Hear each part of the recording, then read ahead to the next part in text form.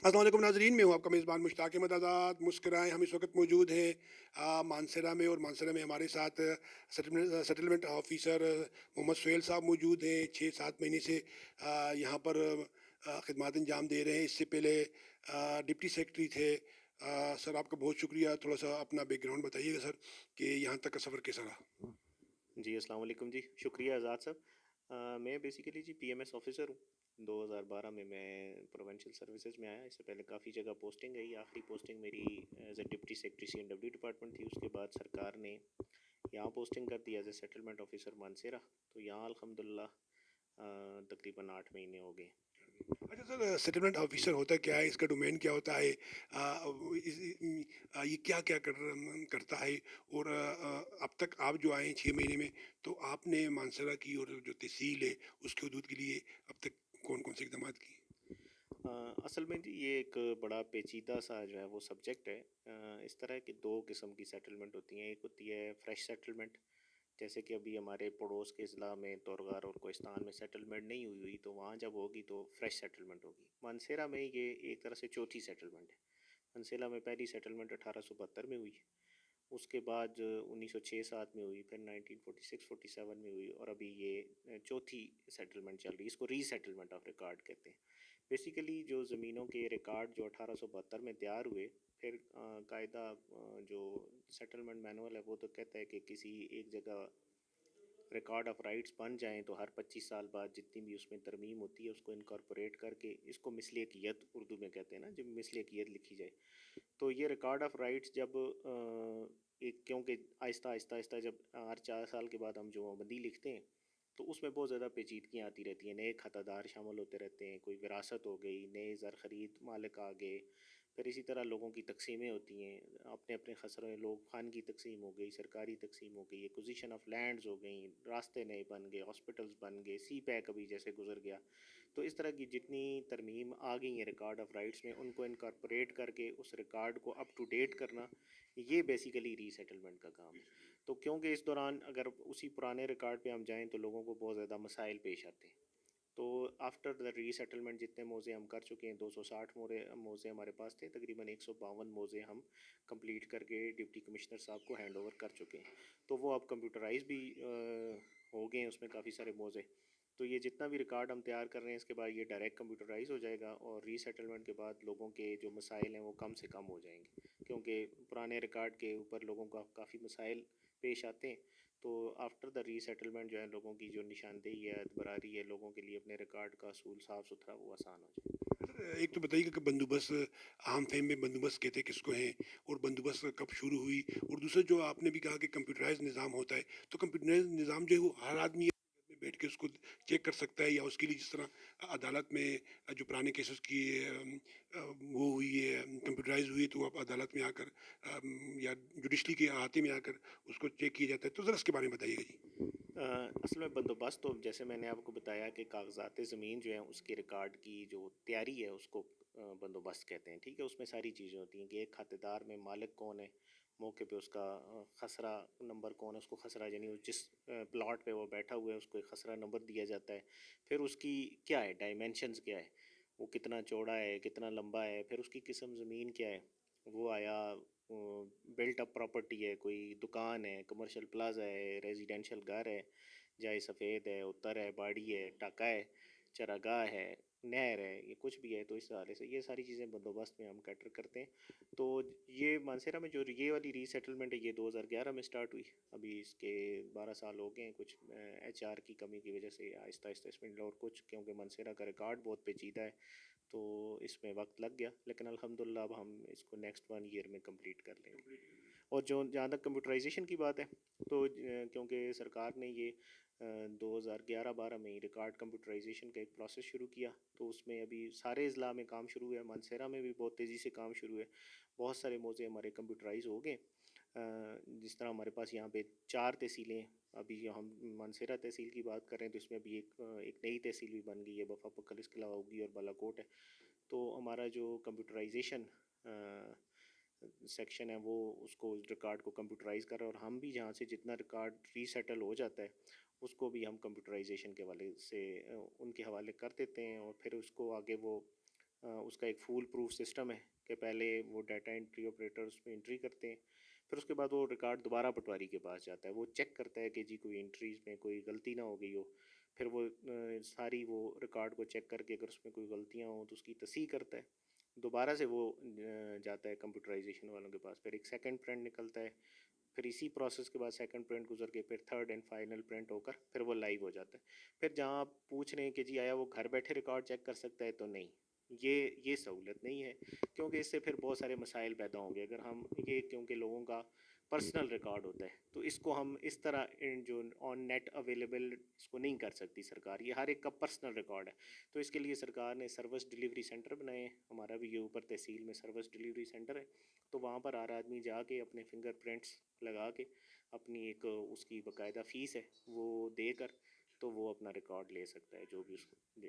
اچھا سر، بنیادی چیز جو دیکھی جاتی ہے اور عدالت میں جو کیسز بھی سب سے زیادہ بڑھے ہوئے ہیں وہ ہے کہ آپ کی زمین کھو جاتی ہے، آپ کوئی آپ پہ دعویٰ کرتا ہے، اگلا یہ کہتا ہے کہ اچھا جی پہلے آپ میری 10 کنال پوری کریں تو پھر میں آپ کا حصہ بھی دوں، تو اس کے لیے بندوبست میں بھی کوئی خاص رکھا ہوا ہے؟ جیسے بھی اگر آپ کی زمین ایک جگہ پر 10 ہے لیکن موقع پر وہ 8 ہے، تو اس کے حوالے سے بڑی کیسز آپ کے سامنے ہیں، بڑی چیزیں ہیں، پھر وراثت کے حوالے سے بندوبست میں کیا ہو رہا ہے؟ دیکھیں اس طرح ہے کہ جی لینڈ ریونیو ایکٹ اور جتنے بھی لینڈ ریکارڈ لینڈ لاز ہیں وہ اپنی جگہ موجود ہیں، کام کر رہے ہیں۔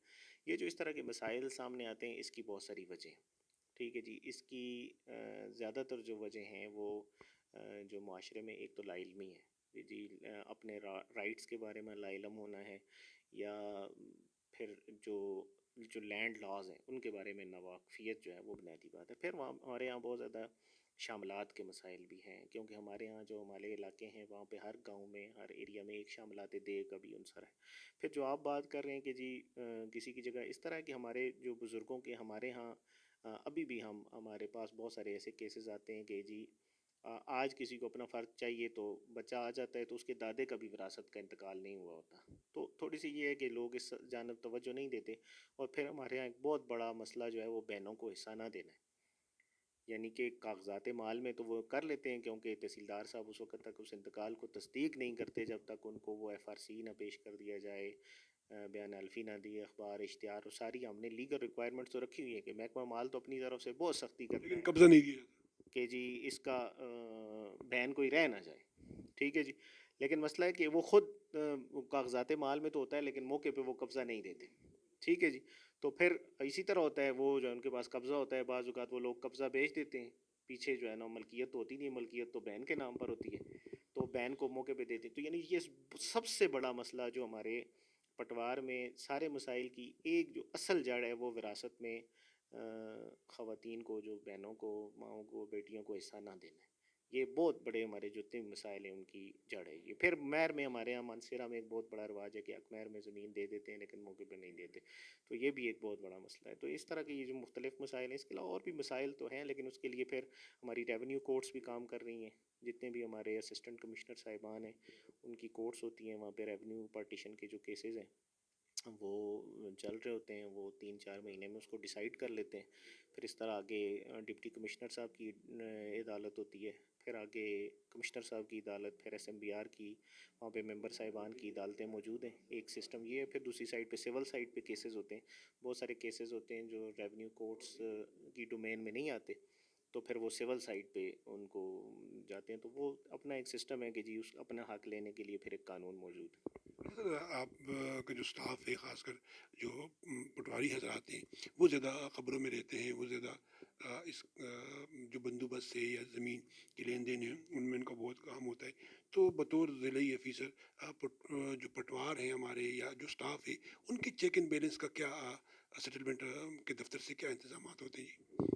دیکھیں جی ہمارا اصل میں مسئلہ یہ ہے کہ ہمارا پٹواری کا عوام کے ساتھ رابطہ ہے نا، اس کا ہر وقت عام آدمی کے ساتھ ایک تعلق، ایک واسطہ ہے، تو اس وجہ سے وہ خبروں میں زیادہ رہتا ہے، ٹھیک ہے جی۔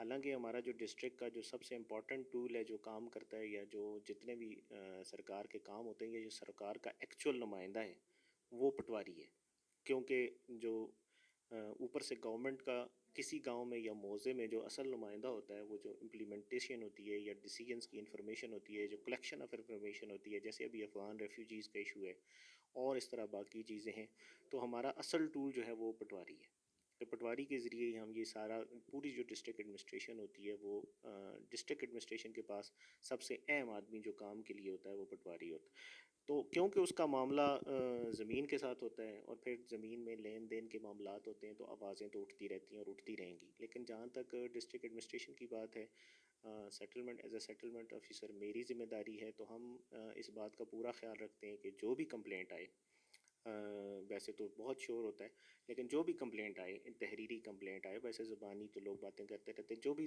تحریری کمپلینٹ آئے وہ منطقی انجام تک ضرور پہنچتی ہے. ہم اس کو منطقی انجام تک پہنچاتے ہیں. جہاں انکوائری کی ضرورت ہو انکوائری کرتے ہیں. سزا اور جزا کا ایک پورا سسٹم ہے، تو وہ کام کرتا رہتا ہے.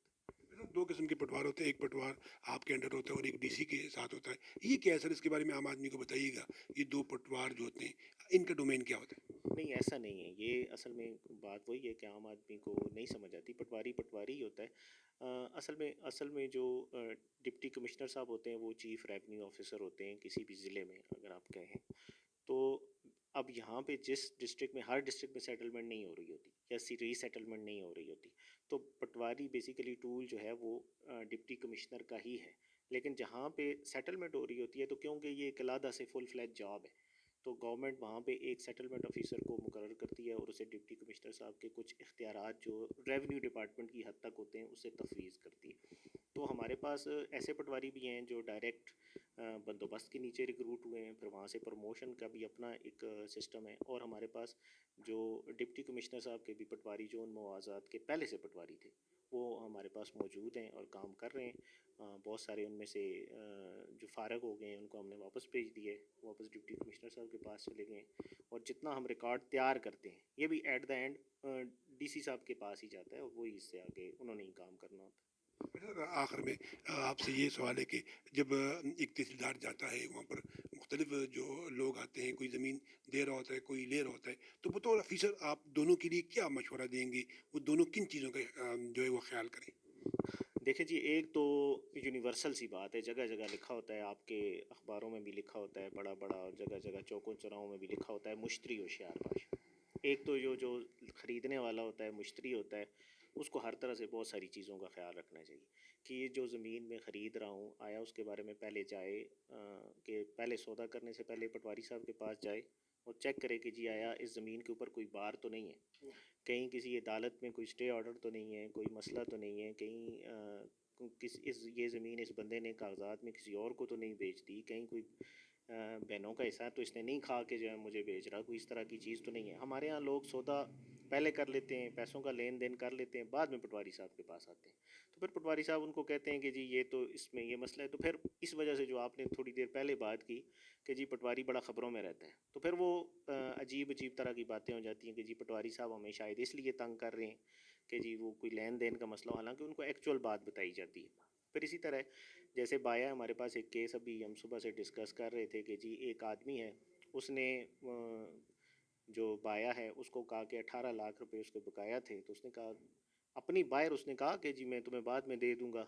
لیکن جب تحصیلدار صاحب کے سامنے وہ آیا اور بیانی ہوا، تو تحصیلدار صاحب تو جیسے جلسہ عام میں پوچھتے ہیں کہ جی چاچا، ماما، پھوپھی، تائی، بھائی آپ نے زمین بیچ دی ہے؟ تو وہ کہتا ہے بیچ دی ہے. کہتے ہیں جی آپ نے پیسے لے لیے ہیں؟ تو وہ کہتے ہیں لے لیے ہیں. تو جب وہ بیانی ہو جاتا ہے گواہان کے سامنے اور جلسہ عام، تو اب اس کے پاس تو اور کوئی انسٹرومنٹ نہیں ہے کہ اس کو پتہ چل سکے، اس کو خواب میں بھی نہیں آتا، وہی بھی نہیں آتی کہ جی اس کو پتہ چل جائے کہ جی اس بندے نے پیسے نہیں دیے. اب بعد میں وہ جو پارٹی ہے اگر اس نے پیسے نہیں دیتا تو اس میں تو ہمارا تو کوئی قصور نہیں. تو اس لیے یہ پارٹیز جو ہیں، بایا اور مشتری، خریدار اور بیچنے والا دونوں، وہ ان چیزوں کا پہلے سے خیال کریں. جو بیچنے والا ہے وہ اس وقت بیان اپنا دے جب وہ اپنی چیزیں ساری کلیئر کر لیتا ہے. اور جو خریدار ہے وہ بھی سب سے امپورٹنٹ چیز ہے قبضہ.